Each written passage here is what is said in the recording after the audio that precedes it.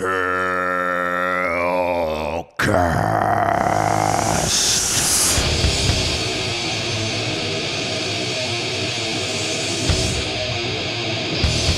For Metal Productions, this is HELLCAST, the only show to get a half-ass itself, and it's going to rehash some of the other stuff that we've been talking about. And we can't do that without J-Dog here, welcoming back, because last week, hopefully you remember Soul Grinder Zine, hopefully you remember tuning into this channel, and there's the King Folly interview, Slasher Dave, and all this other stuff that's been going on here, because then it's going to make this episode a lot easier to follow. And if that hasn't been the case for you, well, then you got a lot of catching up to do. So go ahead and click all those links and stuff to go ahead and do it and find that stuff out. Because if you remember Cruel Bomb, you remember Soul Grinder. Because Cruel Bomb was good, too. I gave it a listen in the car. Yeah. Yeah, it was good stuff. Did you listen to the whole album? Whole album. Yeah. Twice. Well, because, you know, it just kind of repeats in the car. Yeah. And I just let it rip. Okay. I mean, it reminds me of, I don't want to, like, to me, it kind of reminds me of, like, Municipal Waste, SOD, Anthrax stuff, which in general, I'm not, like, a huge fan of that stuff, although I like SOD and Anthrax, early Anthrax a lot. But Municipal Waste, like, for years, I just totally discredited them. And when Toxic Holocaust did a split LP with them, I finally checked them out. I was like, this is really good. Then I went back and listened to some of their past albums. I was like, I actually liked it. It's just generally speaking that subgenre I generally don't check out personally. But I even like, so I'm actually a Municipal Waste fan myself even now. I don't know everything. I think I know like 2 albums and a couple splits. But everything I've heard I've liked. And but that kind of it's in that vein for sure. That's what I'm saying. Yeah, I was jamming it on the way over here, and it was gonna be on repeat, so I almost got to 2 times. I got the 2 because it's not very long. I think it's like 9 songs. Right, yeah. But yeah, very much in that kind of crossover kind of vein, at least of the later era, where I wouldn't think it would be so much crossover as it would be more like what they would kind of be like that speed metal movement of the 2000s, where kind of more in that. Yeah, that's why it was kind of refreshing to hear it from me because I don't like listen to a whole lot of that stuff. So it's like I think that's probably why I liked the Municipal Waste when I heard it too, is because it's kind of a refreshing sound where it's like, oh, like this, this Anthrax type stuff that I haven't heard in a long, long time. Now, Anthrax is a good brand to bring up because it takes me back around that it wasn't the band that he brought up, but King Folly when we interviewed him on Into the Darkness. Check it out if you haven't seen that video. He brought up. Somehow we got on the subject of Megadeth, Killing Is My Business, and I was like, so what do you think of that record, King? He's like, I actually hate that band. Yeah, he doesn't like it. And it's the first, Killing Is My Business is the first record that I ever took back to the store. Like, like everybody's got the first records they've ever taken back to the store. I heard the story years ago was... King said, that's how I knew he didn't like Megadeth, is he said when Peace Sells came out, he said he bought it, he's like, Peace sells, but I'm not buying.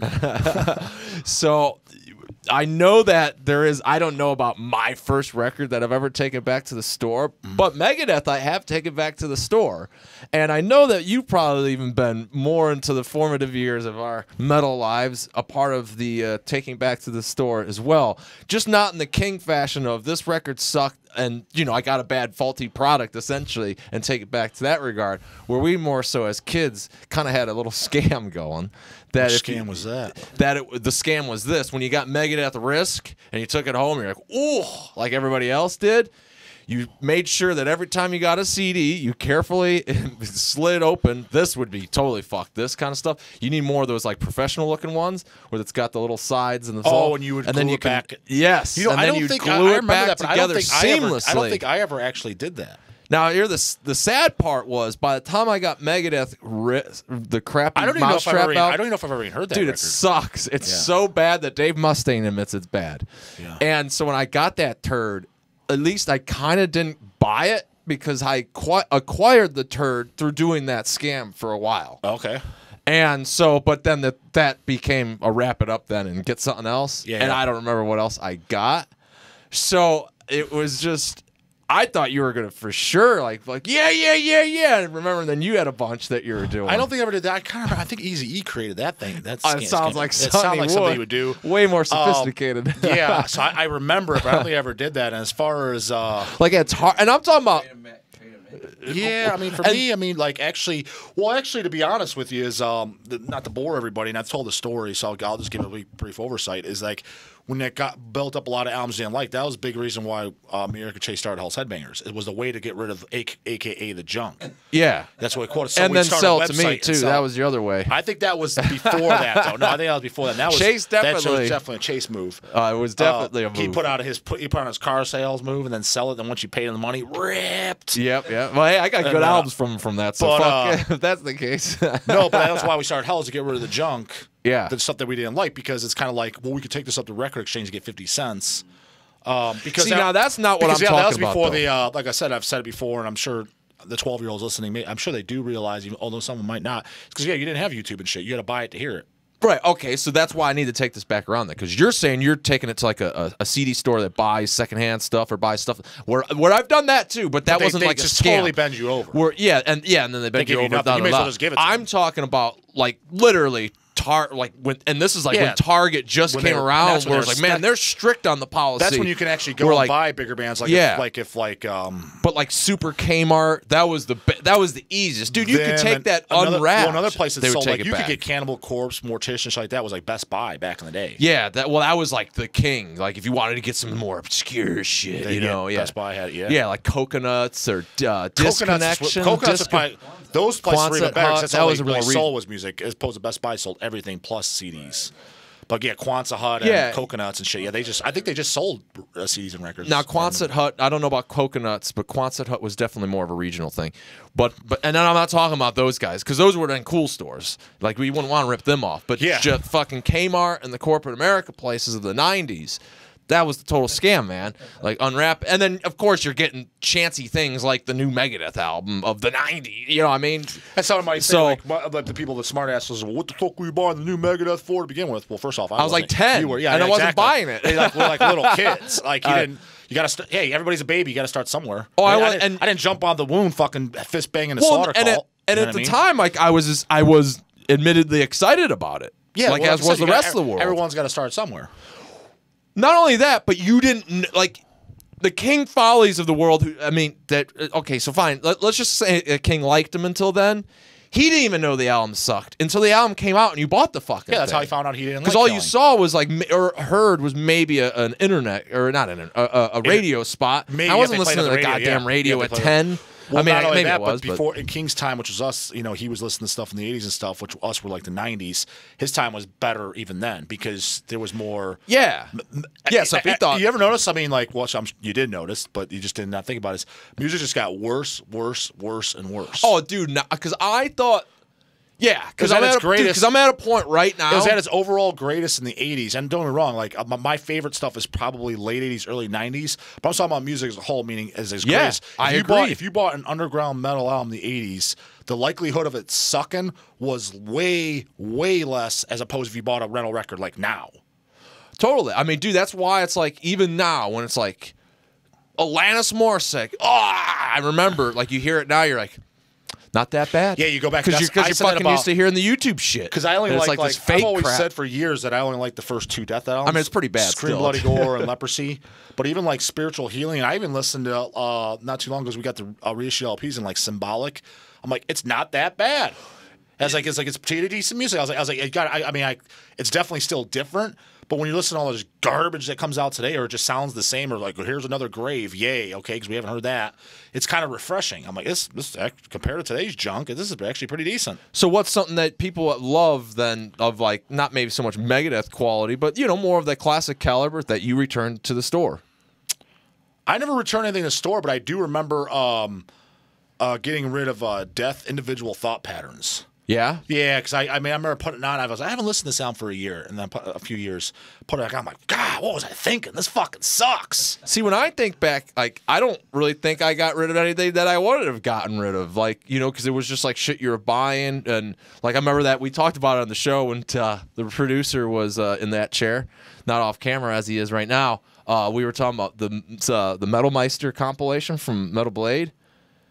Yes, I remember. I don't remember who's on there though. I do remember. And I don't know how a sample of the songs wasn't good enough to me to say that I wouldn't like the bands, because there were definitely ones that I just didn't. So at any rate, I just kept then because they were on there, then I bought the albums. So Galactic Cowboys was one of them. Galactic Cowboys, what the fuck? I don't even think I've heard them to this day. Really? Well, I know the name, but I took those back to the store. I gotta say, dude, it was like 3 albums too. I like that one. Because I think I turned around because I got it from BMG. So you couldn't take, dude. and remember that though. BMG was a scam. Yeah, BMG. Well, was BMG was definitely a scam, but then you couldn't do my scam of taking it back to Kmart if you got a back. Like you couldn't take Galactic Cowboys back to Kmart, not because they didn't stock it, but especially because they had the UPC, their specialty BMG UPC. So then Kmart would be onto it. So but then you paid, and then it was like $80 shipping or that something was like, ridiculous. No, but they made you buy so many in the year. Yeah. But because I was under 18 and signed up, there's no contract. Oh, dude. I've heard BMG and Columbia House. I remember those. Neither one of them are still around, are they? No, No. fuck no. It's people like him and Patchmaster General put them out of business. All I had was cassettes before that. Dude, the funny thing is now that I'm an adult and you're telling me this shit, I've heard other stuff. I'm like, what a dumbass I was. I was paying for this fucking garbage to the point that I remember mom and dad making me send one back because it's like, oh, you're not going to be able to pay for this. It's like, why would I then? You know, and I remember it being garbage anyway. Like I remember I just remember being a ripoff in the end, whatever it was, but I don't remember. Yeah. Unless you ripped them up. Yeah, well, I never Plus did. they had their little emblem on off. like it's almost like they manufactured themselves. Like they had. That's what I'm saying. So that you couldn't. It was already devalued. So then you couldn't take and you didn't get slip cases when you got some. Just a lot. But like I remember getting like a turd of a Biohazard album, and they wanted like $16, and then I couldn't. And it's just like. And then you can't return it or then do the Kmart scam. Should have told us you couldn't give me $16 to take this turd. I mean, well, at that point they reissued the first album. I mean, that was before. Which one was the first one? I never liked Self-titled Biohazard. album. Yeah, I never liked that band, and that Homeboy shit was really bad. It was always Homeboy.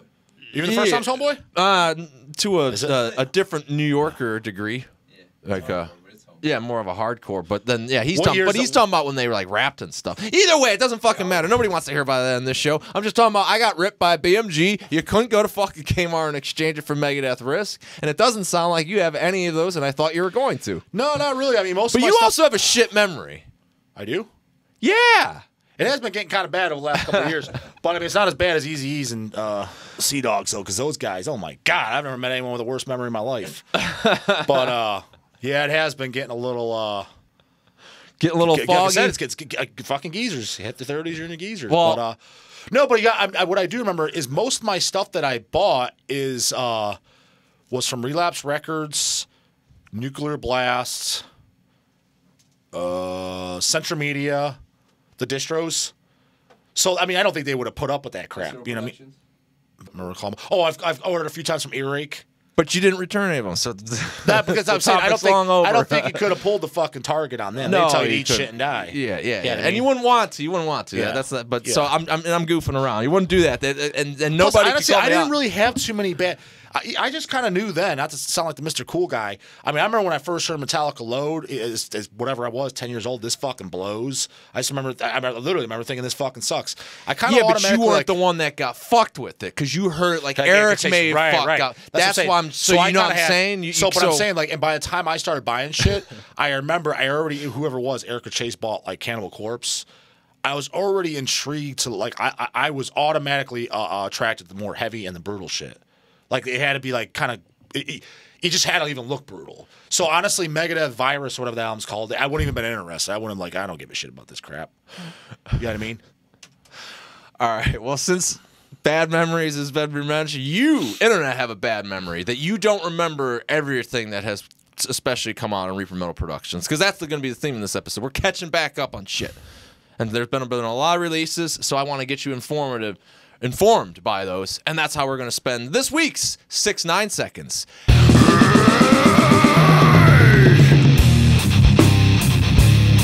And so, let's cue it up here.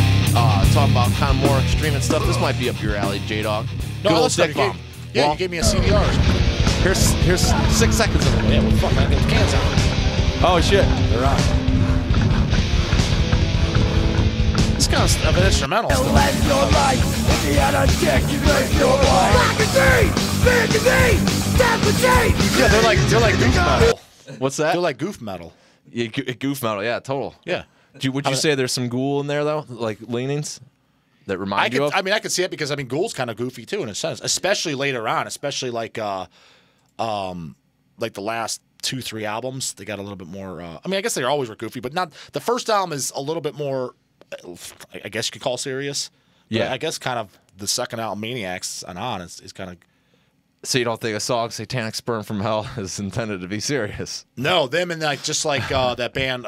There's a few different ones, but Heretic, was it Devil Cunt or Oh yeah, that band. Cockworshper? I mean, they're a band that got better, and those are the ones that look goofy. The comic book look covers, they're pretty good. It's kind of in that where you're like it's fun, you know. Yeah. It's comical, you know. Well, not so comical, more just straight up metal. Here's Lady Beast.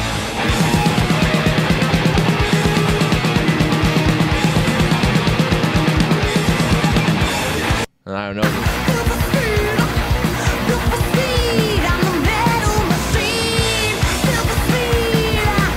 Yeah, but all the Hellcasters, they heard that the whole thing by now, right? I don't know. That's why we're doing this. We're catching right back up, dude. Because this is the finale. This is the last Hellcast that'll be in this room. So we're catching back. We're coming back around. Yeah. Somebody kicked us out of the room, huh? He's kicking us out of the room. So this not good for these pieces of shit. So we got to pay the rent somehow, and wasn't selling enough Lady Beast again. I don't know, bullshitting you. Have you heard Hell Knife? Probably not, because I don't have a cassette player. Well, here you go.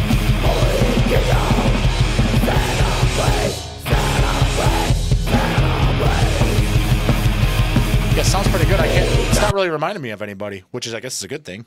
Yeah. Well, the other thing is, it just recently sold out, so can't do it. But you can download it. You got to do that. See, the Bandcamp downloads. Yeah, exactly. Yeah. Is that a demo or is that an album? The producer, what is demo? Is it demo? Like, I mean, it might as well be by the Is tape only release. Is that their only release that they have out? Like they have nothing else? And then the Black Knife is what those guys are doing now. Why? Same guys. Why? Yeah. Well, what the fuck? Hell Knife, they put out one release and they're done? That was short-lived. Pretty much. And then the producer got in there and said this fucking rules, and Reaper Metal should put it out.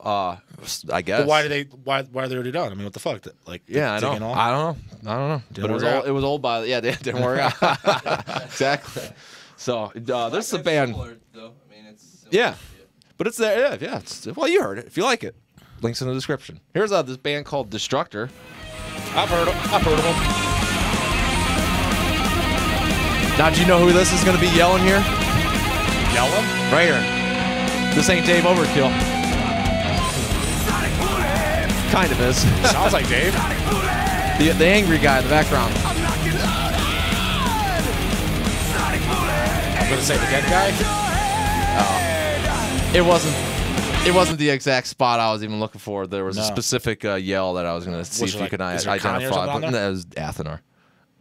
Oh, because Athenar, does he play on that record? Yeah, he's the bald guy. But we got to switch. Yeah.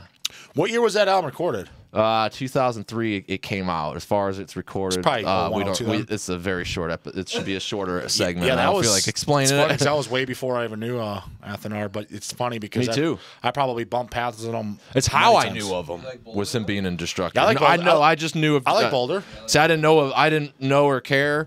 It was just Destructor and stuff. Well, then I started finding out about Jamie Boulder and all that stuff. I found out about Boulder. Yeah, I found out about Boulder when Midnight was already around. So it was later, but I like him. I own a few records. I definitely own a 7-inch and like 2 Even or 3 one of LPs. them has Athenar, the name on it for the first time. Does it? Oh, I don't remember that. Yeah. So, but and here's It's somebody. been a while since I've listened to them though, but I remember liking it. Well, here's a band then that put out called Hell Ripper that really hates Midnight. Hates Midnight? No, I'm joking.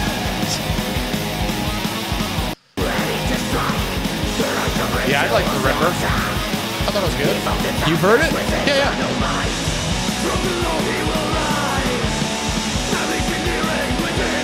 A lot of people really liked that one. That did really well. It did so well that there's a second CD pressing now. So get your copy because it's moving well. They have that and an EP now, right? Just an EP and the full length? No, dude. They've got I guess they in a way, but he more or less, James. That's the sorry, James, I fucked it up. That's an EP.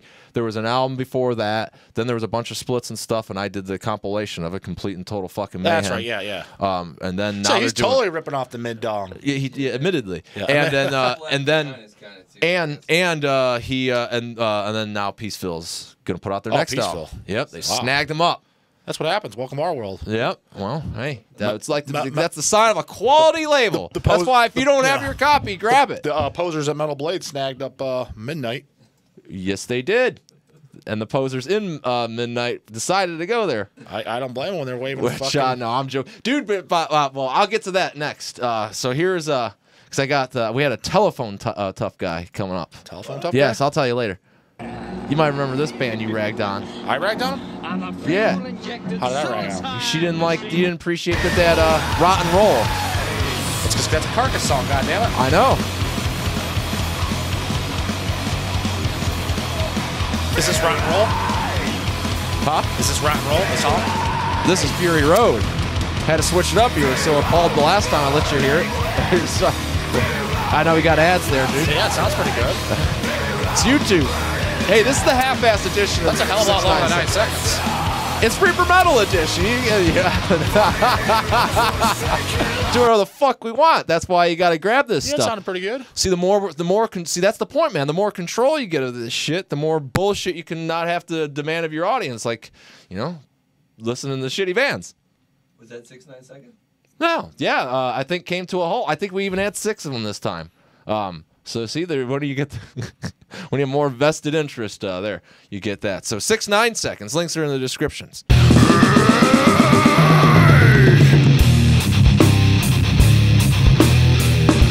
More than one description, apparently. So moving along, since the producer's not paying attention. Well, we're gonna need this for that.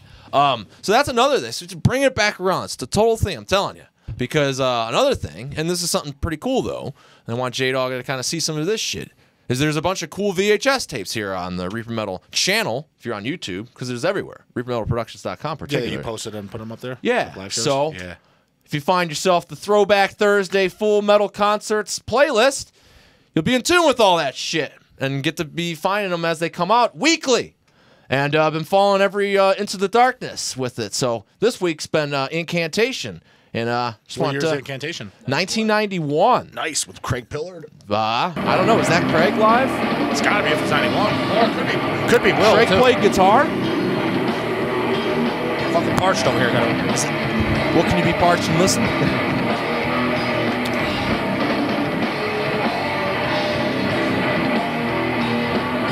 Sounds pretty good. Sound quality? Yeah. Did Craig play guitar then? Yes, I believe so. Because John played guitar, obviously, and then because Will was in it, because then obviously Will Romer plays bass, because Will was on a. As a matter But of that's fact, not Will right there. It doesn't look like it. I can't. Dude, it's fucking blurry. It's all dark as shit. I can't see shit. But that looks like Craig. Yeah, and Oh, it's not that bad a quality. No, it's good quality. It's just there's one guy in Yeah, front of yeah, another. yeah, It's the lights flashing back and forth. I'm 30 feet away. I mean, I can't. You know what I mean? Dude, the beginning of this show is the best though, because it's total. No, my favorite in-cam release is the Entrapment of Evil, and Will Romer sings on that. He sings, but not bass. I don't remember because he plays bass and sings for Mortician, but he definitely sings on it. It's helping out in-can, and just like on the Mortal Massacre CD of Mortician, some of the live shows on there, if not all of them or whatever, John McAtee plays some of the Mortician shows, just helping them out. They kind of help each other out. Oh, okay. But no, because Onward to Go Goltha is one of my favorite death metal albums ever. But Entrapment of Evil, the 7-inch, I actually like that. That's my favorite in-can recording ever. I just wanted to point this intro out though, because it's just one of those magical things that when you watch shows that you get to hear.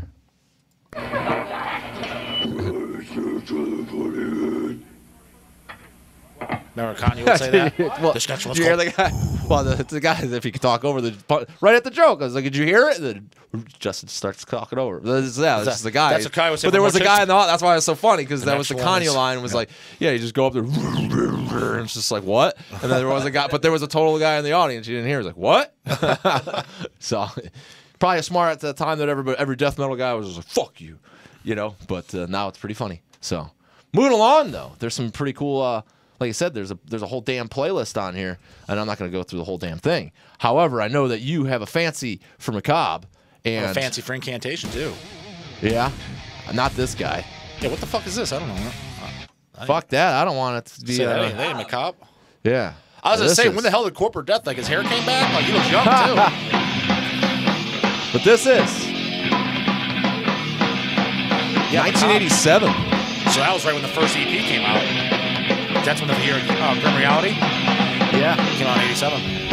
I mean, now this is not the most amazing quality looking, but it sounds pretty damn good, wouldn't you say? Yeah. Especially let's wait for the vocals if you can hear them. That's what's kind of telltale is you can't never hear the vocals. I hate that when they're too blurred in. But too bad, yeah. Listen, I mean, you get bass, everything. Holy shit! Listen to that bass.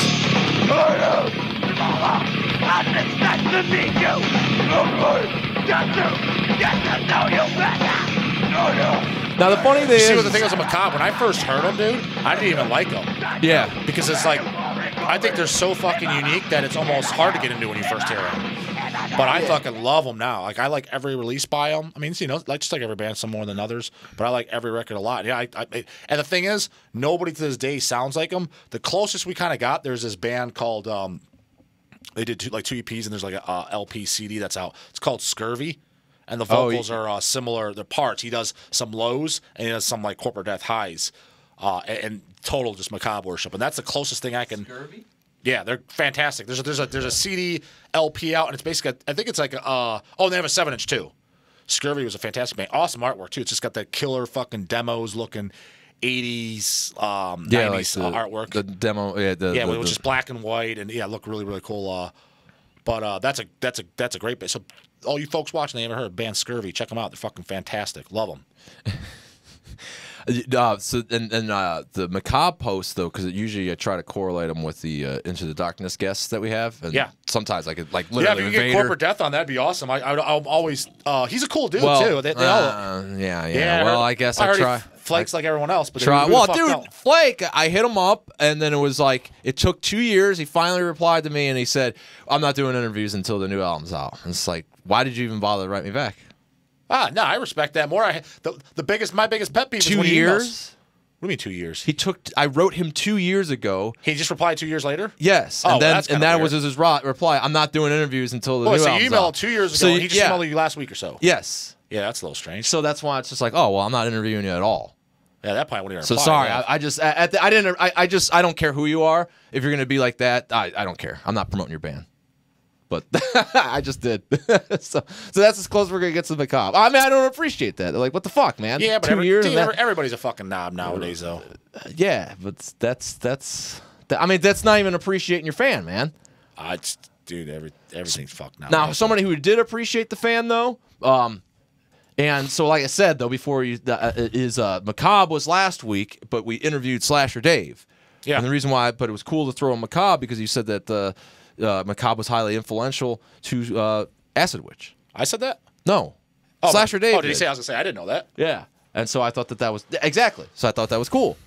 I mean, it makes sense because I never would have guessed that, but it makes sense in the sense when I've admitted when I first heard the first Acid Witch, Witch-tanic Hallucinations, I liked it but didn't like it. I'm like, it's kind of boring. Yeah. But just like Macabre, whereas I was like, it's very unique. I was like, I like it for that because it doesn't sound like anybody. Yeah, so that was kind of cool to hear that, and I thought you would appreciate that. And I figured if you follow the channel, it makes sense. You know, when I did Devastation, all of a sudden we posted Devastation, did Vader, posted Vader, did Slasher Dave, don't post Acid Witch. What the fuck? Got to be reading between the lines there. This one you didn't have to read between the lines. Slasher like Vader. I didn't get that far. Well, because Macabre just kind of came up on his own. Yeah. Fuck this guy. Hold on. I hope I didn't put that on. Oh yeah, we don't want that on my fucking video. Shit. We're not using see, but there you go. So skip that ad. But here, this is sweet.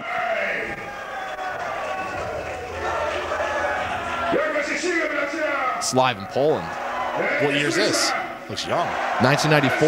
Okay. Just probably right around Dave Profundus came out? I don't know. You're better at Vader than me. Sounds about right. About Dave Profundus era? I mean, Doc's on it. Yeah. Doc died in like early 2000s. Yeah. But he's on the demo. Doc's on the demo. Yeah. Why am I? I don't know. I even said that. Yeah, he died. Duh. I don't know. When did he die? Like 03, 04 maybe? Maybe 05, somewhere around there? Doc? Somewhere around there. Was that Moser then, I guess, on guitar? I guess that'd be more of the... Yeah, is that how you say his name? Moser? Mauser. Yeah. See, here's the thing. Like, doesn't that sound pretty good? Like, you know, I get it. Like, that's not like fuck Dude, official. my favorite thing in the world these days to buy is bootleg recordings. Okay, so I because that's what I'm saying. I love that shit because reason being is because kind of like I said, you know, most stuff that comes out nowadays fucking sucks. Or if it doesn't, I shouldn't say that. It doesn't. Not that it sucks. It's just the same old, same old. So usually I'm really enthusiastic about the bands that I grew up and love on. Vader's one of them. So when I hear like a recording that I haven't heard, even though it's live, I like hearing it because it's like this the shit I love. And rather than hearing another band that sounds just like Grave, and it's just like okay, but you have worse songs than Grave. It's like I'll just go listen to fucking Grave. Yeah, well, I could because I want to. Well, so first off, too, I'm bringing these back up around too because I want to kind of engage with them ourselves on the shows. It's kind of funny to dive deeper because some of these are my personal collection, so I know a lot of these shows, and so that's one of the other things. Now this is more comedic, and it makes for a better potential show topic than just sitting there as a fan.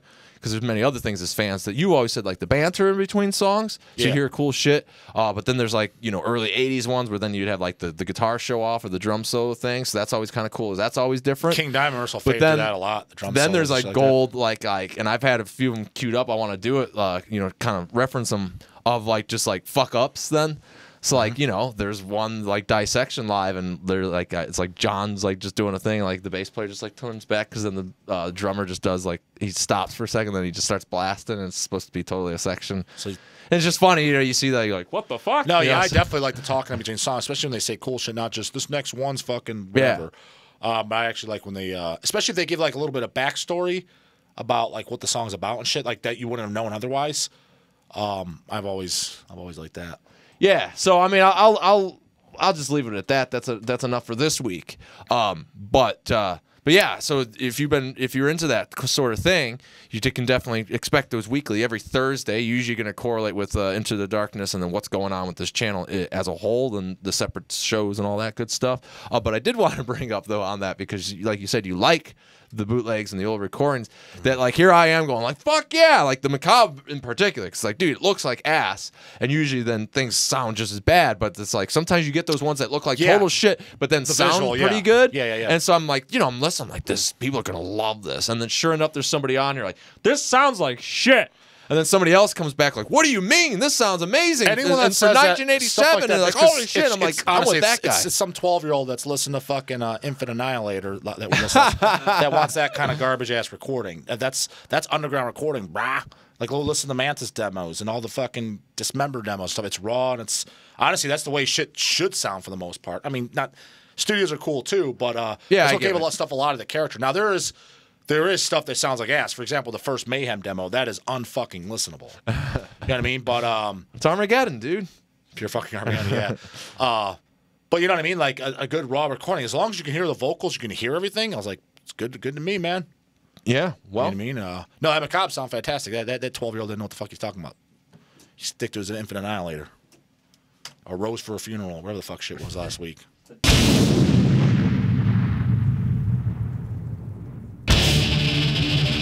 And last week on Album Wars was Deceased, Fearless Undead Machines versus Supernatural Addiction. Oh, yeah, what was he, Cole? And what do you think the folks were saying? Usually, I don't know, I've been fucking losing every guess I've said. Like I said, my favorite was Supernatural, but I think people like Fearless the most. Yeah. Did they, on your end, producer? My polls, completely polar opposite. Instagram, all Supernatural. Facebook, all Fearless. Oh wow, Instagram, all but how Supernatural. many? So the only way to find out the numbers then is how many were on each. Like yeah, more. Of course. So I don't think we had a true. Oh, you didn't count them up? So I don't think we had a true representation, but there was definitely what I was, because I'm all. Let's be honest. I'm sorry. I'm not doing it that by the book, like sitting there. But I'm just kind of like looking. You're eyeballing it. Yeah, and Supernatural, hands down winner. And to some of the reasons that we kind of said last time, but what were those reasons? That's why you got to tune into last week's episodes, because this week, the album war, Creator, Endless Pain versus Pleasure to Kill. Not even competition. Now this is what I said, exactly my answer to the person that suggested that we do this album war. So this is why you got to engage and take part in your album wars. I don't remember. Sorry, Dave. I believe David from Scotland. So either way, you can comment, and then we could consider that because that was a great one and an obvious one that should be done. And so, what is your favorite? Pleasure to Kill all day, every day, without even competition. I'm with him. I do so much that I wouldn't even like war it. There is no. I'm not indecisive whether or not. In my anything. opinion, the only way I think I don't even really like Endless Pain all that much. You know what? I'm the same on Endless Pain, but every time I put it, I'm like, this fuck is a good album. What was I thinking? I haven't listened in a while. But by track 5, I'm kind of like, I'm bored. Getting kind of bored. Yeah. Getting kind of bored. And I think it's for what everybody loves. But what about I will say this is, I could totally see someone being that their favorite album, like Dawn of the Dead, saying that he likes that more because he heard that first, and probably like you're still 15, and it probably punched your face. Damn, this is a fucking great album. 3 years later, you haven't heard Pleasure to Kill. You already know it so well. I can understand that scenario. But if some 16-year-old comes on and says, no, you don't. Why? Because they're both still kind of primitive, though. That like, you know what I mean? Are they that obvious different to you? Because I could see like, I say hands down Pleasure to Kill. But at the end of the day, if somebody doesn't agree with me and have that same ear, because I'm not mystified, you know? The reason why I say that is because it's kind of like what I've said. I've noticed even with myself, and then talking amongst other people and just realizing the bias is that most of the stuff that I like most out of just bands I like is usually the shit I heard first. So if you were there at the time and you heard Endless Pain first, I get it then. You know what I mean? That makes logical sense. You were physically there. Well, that's what I'm saying. I don't understand.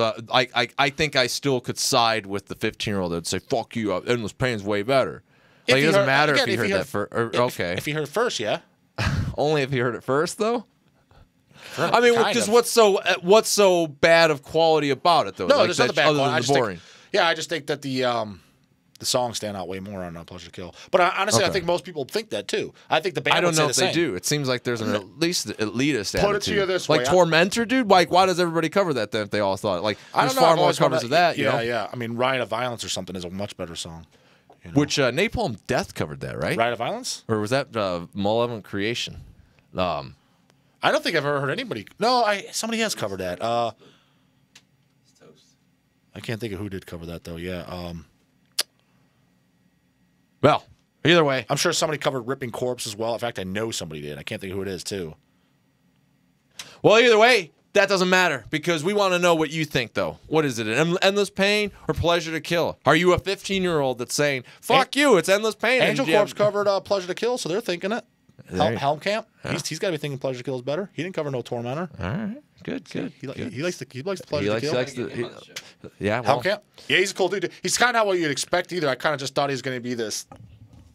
Not what I expected. Okay. He's super militant, fucking insane. Well, he looks like that. Maybe that's his beliefs or whatever. But he does when you're talking to me. He didn't come across that way to me at all. Oh yeah. I talked to him at Headbash for about a half hour. Small guy like me, real short. He's about my height, I think. Oh really? Yeah, I think so. I got my picture with him. Man, you guys really know how to derail getting into the next section. This has been Album Wars. Pete Helmkamp, apparently, if you want him on the show. Hey, you know, when you speak of Pete Helmkamp, that's one guy, and he definitely wasn't doing a one-man band, as this next subject is. Because Mark Riddick was on the show recently, or not on the show, on the channel, Into the Darkness, he was on the show of, and he did an interview, and if you might remember, though, he was on HELLCAST a while back. Long while back. And he did this art piece exclusively. Oh, is that what he did exclusive for HELLCAST? Okay. Yeah. I just always saw it, and I just... You didn't know. Dude, I've seen so much Riddick art. I just like, you know what I mean? He's done so much shit that, goddamn fucking microphone falling down. Yeah. You're fucking it all up. Yeah. But so he was on the show, and, you know, we were talking about his band, Feated Zombie, however you like to pronounce it. How does he say it? Feated. He says he calls it Feated? Yeah. Oh, I've been saying it wrong this whole fucking time. Or not like Mark. And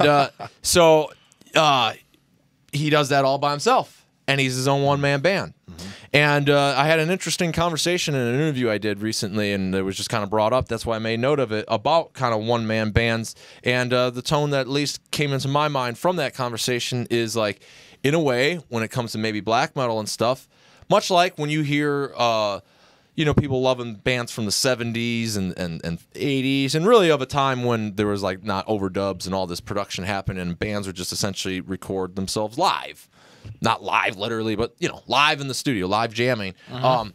That dynamic was kind of what you hear, and that's why people like that. It's more organic and stuff.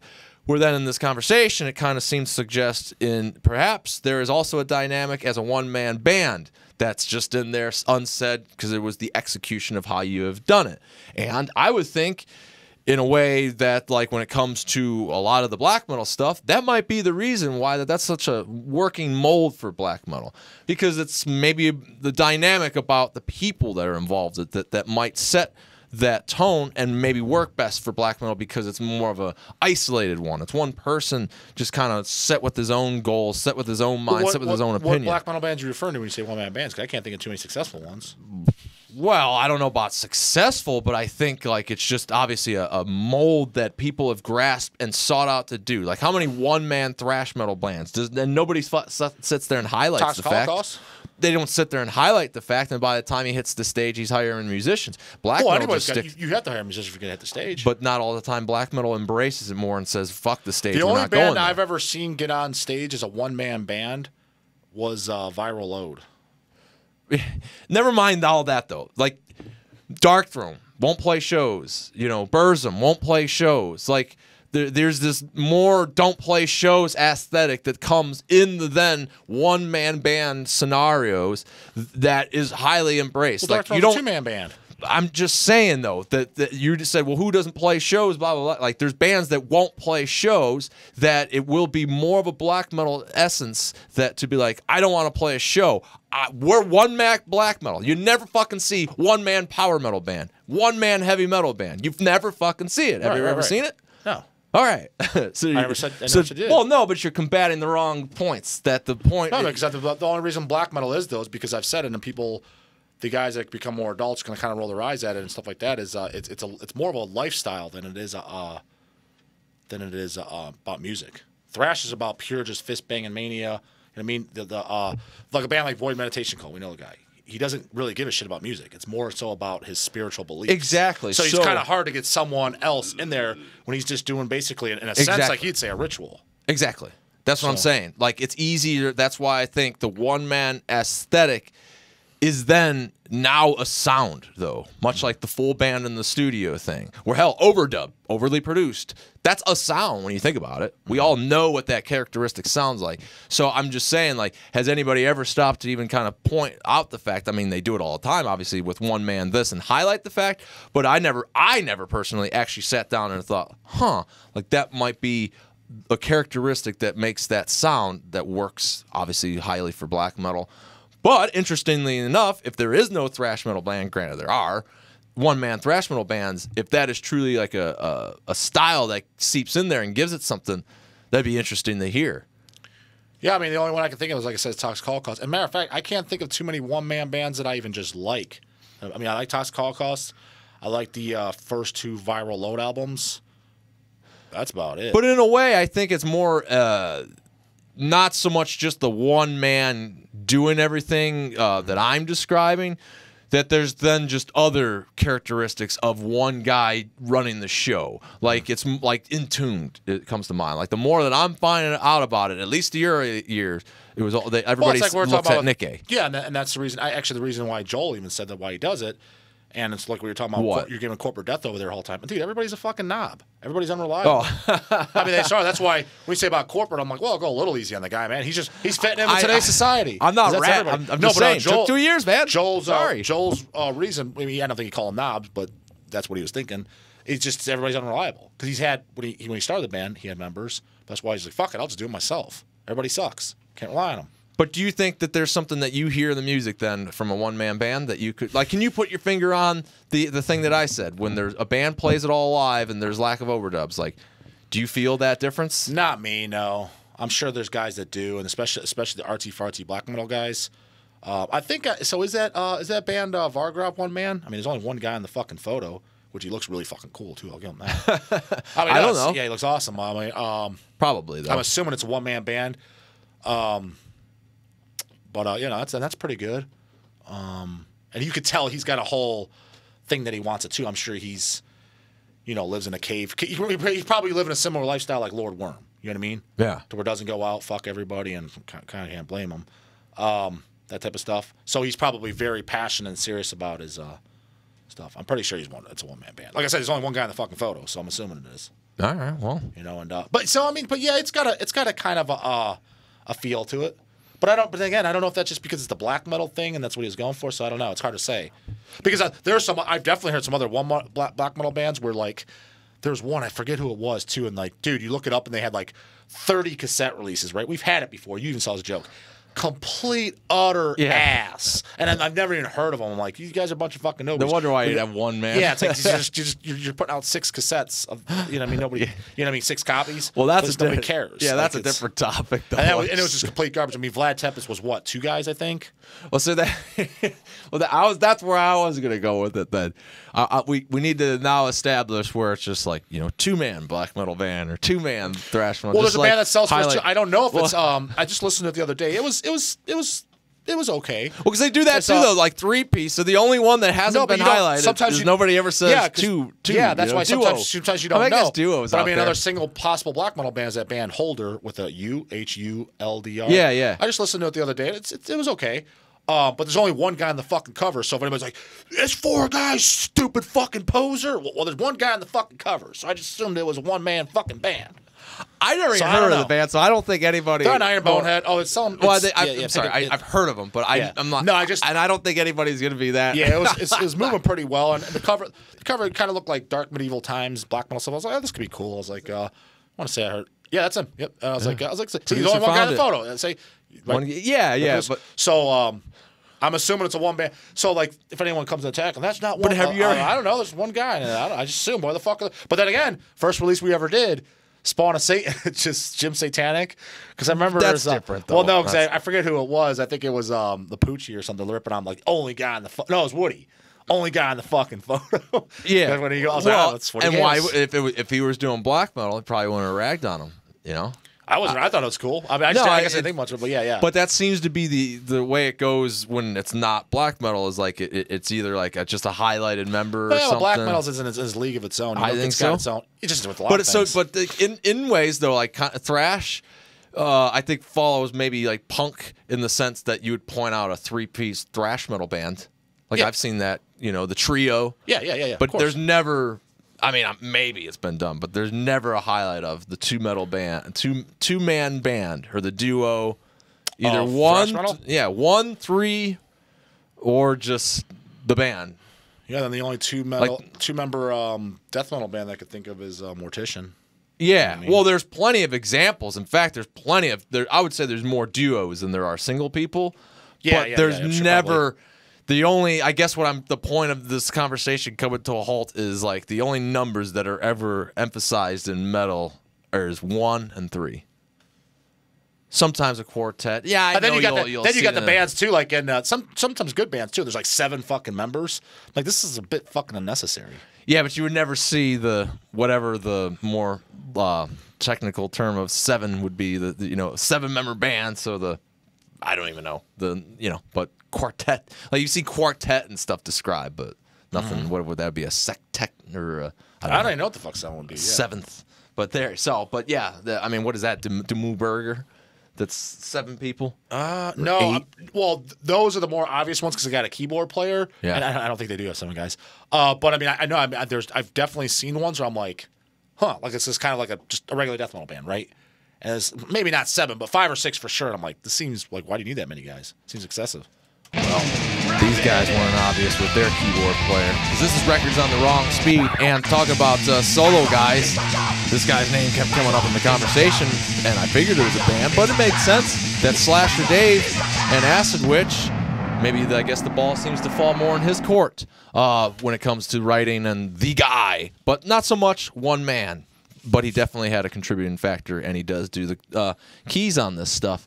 And he was recently on Into the Darkness, so that's why we're going to be doing here. Records on the Wrong Speed. Did he call it the Witch? He did call it the Witch. Yeah, and he even described the Witch character here, and how she's the mascot and how she's I mean, like the really cool. It kind of makes sense and kind of cool, Yeah, it was it was a fun conversation. Did you agree, producer? You were there. That's great. And here it is on the Wrong Speed. Is the receiver even turned on? Oh, it's on. Make sure you don't blast his head off. Yeah. Get the fucking cans But ready. dude, it might fucking rage. Oh, I'll be able to rage intros. years from now. Yeah, it's got the intro. Ah. Here, let's put like I want to hear the music, so. Yeah, well, that's the idea. Oh. It's gonna take a look. Oh, it's not.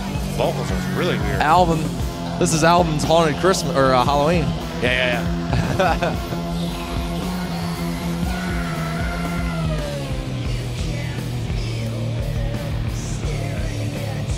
Yeah, that that was definitely Alvin's I mean, because it's Haunted already a Halloween. unique sounding record. Yeah. I mean, vocally everything. So, putting on a fucking. Well, that's why we had to definitely slow that one down and see, because that could have been more the normal voice that they were going for too. Was hell that because after talking to Dave too, that could have been sprinkled in the theme. Yeah, like, all dude, three, let's throw some Alvin Haunted Halloween in there. Yeah, and all three other full lengths do sound different. And there is a Chipmunks Halloween special. Chipmunks Halloween special. What do you mean? Yeah, from back in the day. Oh yeah, Alvin and the Chipmunks. Yeah, I don't remember. Yeah, he turns into a werewolf. His other band, Horrific, which nobody seems to know about, I guess, kind of. Well, and it's one man. Yeah, it's Slasher. Yeah, with Slash. with some of the helps of some other folks that we knew or know, but yeah, one man. Yeah, that is. Yeah. It's one man thrash metal. That should have been the hype. Yeah. Should have been the hype stick. There's no fucking hype stick about the one man thrash. Yeah. Maybe there is. It's like Motley Crue and Spice. Oh. Yeah. Here, let's get it more. That song isn't all instrumental, is it? No. Yeah, it is. I think.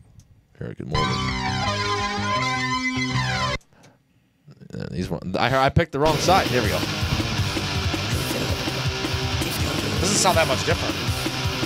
It's way faster. Yeah, I know, but it's just I can tell it's still them.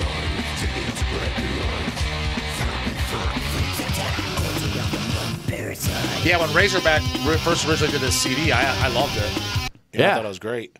I mean, it's not too much Chipmunks. No. It's well, because he does just select a lot of lows. Yeah. So, yeah. I mean, you could kind of tell that something's off there, so there won't be the horrific 2-disc set where you get the wrong speed version.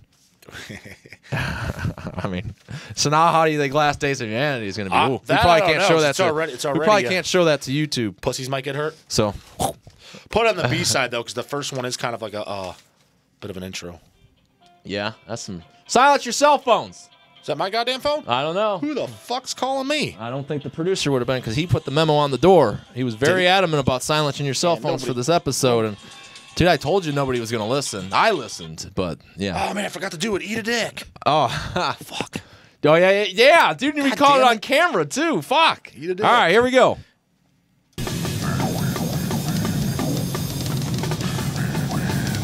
This sounds weird. Sounds good even at 45, brah. Come on, Ed. Maybe actually someone I might know. So put on regular. Yeah, I just did. That was our regular? Yes. So there you go. Records on the wrong speed. Links in the description. Yeah, that's some pretty crazy stuff, huh? Especially when it was like that.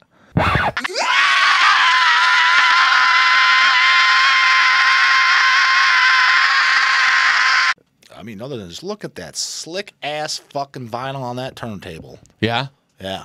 Now, how did you plan for that one? I did. That's all me, dude. Yeah. Look at that. What was your thought process? Thought process was splatter vinyl, gatefold fucking cover,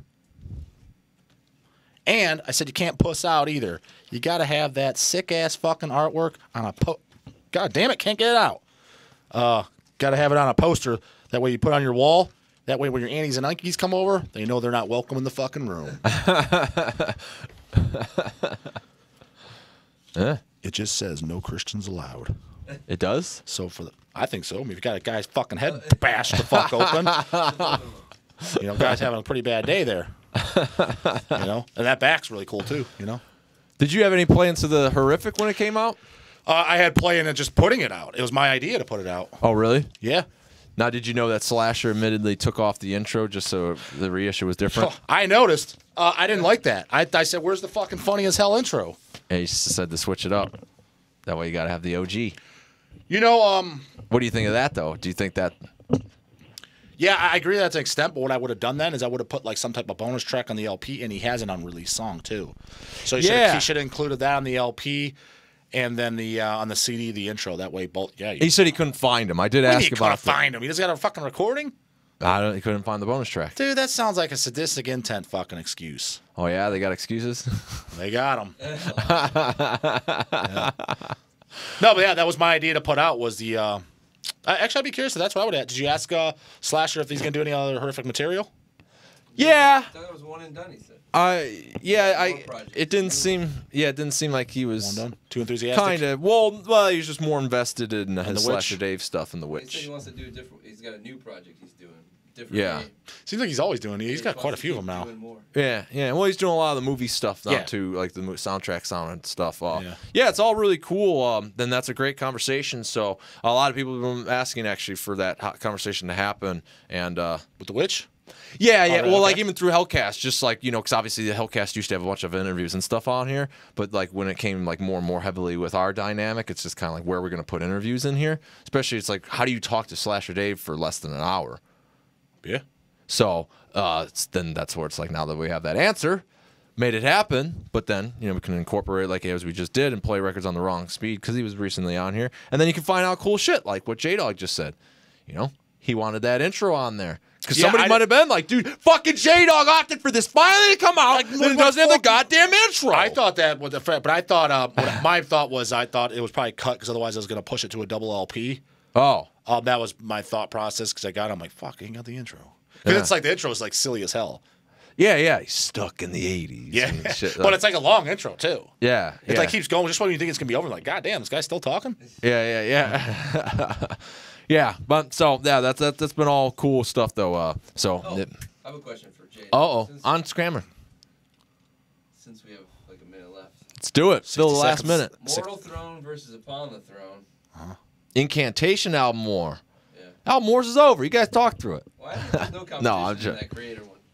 Go for it. Go for it. So Mortal Throne of Nazarene as opposed to Upon the Throne of Apocalypse, which is just reversed. Yeah, well, a different recording. Yeah, we found out some anecdote about that too from I've always liked Kyle interview. I always liked Upon the Throne of Apocalypse. Mortal Throne of Nazarene more. I always liked it more for a couple reasons. One, probably because again, like I always said, I heard it first. And secondly, the worst song on that fucking album, in my opinion, is the last song. It's like fucking 12 minutes long. It kind of drags out. So now it's the first song on the album. So you put it on first, you're like, man, I'm kind of fucking bored. Yeah. So Mortal Throne of Nazarene is definitely my favorite. Yeah. I like some of the recordings on Upon. Technically, I think there is. Is there a third recording? Because what is that? Came out on LP a few years ago. It's called Unholy Blasphemies. Black and White Art, Moyen, Blue Logo. I think I have that. I think that's another recording of that album. I could be wrong, but it's. I know it's got some of the same songs and shit. Yeah, I could be wrong, but I wouldn't be surprised if that's even a third one. But is that what's called Unholy Blasphemies? I think so. I think you're right. But yeah, Blue Logo, Moyen Art, black and white Moyen Art. Looking it up. But I definitely prefer Mortal Throne of Nazarene. But like I said, my favorite Incan album overall though is Onward to Golgotha. That is my favorite one. That's a good one. Sure is. I think that's one of the fucking heaviest records ever recorded. Yeah. It's very different. While you do that, I'm gonna start getting going here. Turn down. Yeah. Well, we really have to get going. Got to get out of this studio, getting kicked out. Because that's it, man. This is the last episode here of HELLCAST. Going to be in the studio. Got the guy here and everything broken down. Got to get the posters off the wall. His goddamn head was right next to me. Yeah, got to tear this shit down. Our mascot's being kicked out. We're being kicked out. So this is it. This is the finale. Hopefully it was a great episode. Hopefully it caught you up. Hopefully it did all that stuff. And, I started to think, what the fuck am I going to do with that? Remember when Kanye would handed these out? That was hilarious, man. Dude, but producer, you got it. You know how Kanye would always hand out shit? Yeah. Well, like he had extra Nunslaughter records that basically were flat, just like this. They weren't folded down. That you're at a show and you're like, you just hand them out like a flyer. So you had all these people walking around with them. Like, why the fuck? It's just huge fucking cover. So yeah, the average person's not going to want that. Yeah. So there's a producer. I know what I saw your face light up there. You knew where I was going with this. Yeah. We're breaking this shit down, okay? And I mean, I'm not setting this shit back up. I can't hold this. I can't fit in my puny ass fucking car. So we might remind you, Faith Extractor comes with the poster. So get your copy. You can hang it on the wall too. Metal and Mortar, the good old Lady Beast doing that. But we've got stuff that's memorabilia. I never thought anybody would give a flying fuck about this show, so I certainly wouldn't think, but I'm going to ask you anyway. Do you give a flying fuck? Maybe you want this shit. Maybe we can have a raffle. Because we need to get new microphones. Mine's got tape You're the on guy. Remember that? See that? You hear that? It's cracking. The pop. If you're the guy, yes, if you're that guy that's been bringing that up on the internet, like, you guys need to get pop screens and stuff and new microphones. Look, we just need new microphones and stuff. I know what to do. I just haven't done it because you get a fucking pop screen, it's going to cover your whole damn face. We just need a budget. So if we break all this shit down like we're getting thing, now we got to put that towards rent. We need to get new microphones. New microphones expensive? Oh, yeah. Are they? Yeah, look, about $500 a pop to get everything. Well, they get the whole kit and caboodle. Ooh-wee. That way we're not good radio ones that don't cover your whole fucking face. Shit, that won't pop and Joe shit. Rogan over so here. we need, we ain't Joe Rogan. So, dude, like, I'm thinking that would be cool. A raffle. Then you get the HELLCAST wall, the old wall. Someone's like, I got my eyes on that Exhume flat. Dude, I don't know, or part of the wall. What should we do? We can choose like 3 from the wall or something. There you go. So stay tuned. But yeah, let us know because you don't want the popping. That's very annoying. You don't want to be that guy. So yeah, we'll figure out something. But we got to get back to work, and you need to do the subscribe, the share, the comment, and all that shit. Because then we'll talk to you next time.